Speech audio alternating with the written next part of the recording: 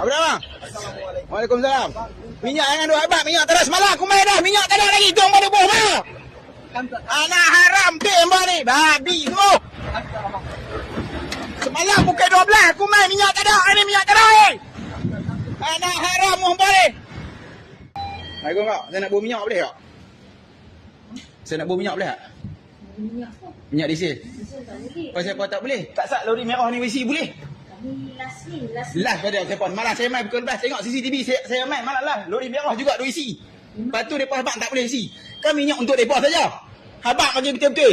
Aku report KDN. Cik, kami... Abang je betul kat aku. Pasal apa aku tak boleh isi minyak? Semalam saya main Pak Long. Okey, minta maaf Long lah. Semalam saya main dah. Pukul 12 buka CCTV. Lori merah dah isi dah malam.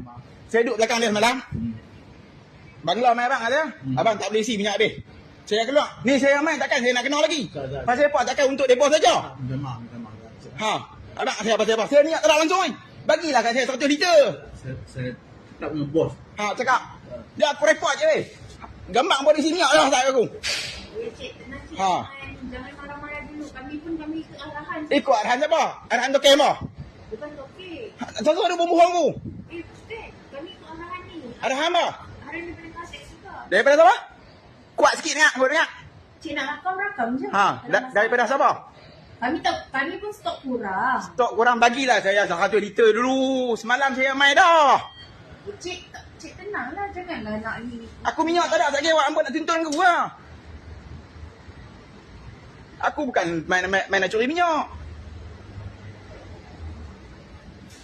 Agak bagi minyak tu. Jatuh minyak kepala bapak apa. Bukan aku nak main curi. Bagilah kat aku 1 liter bila aku jalan cari minyak lain ni. Habis betul. Jom, tengok.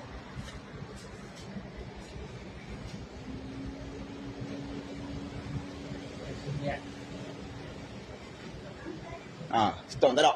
Stok kalau bapak apa yang tak sat lori merah tu isi boleh.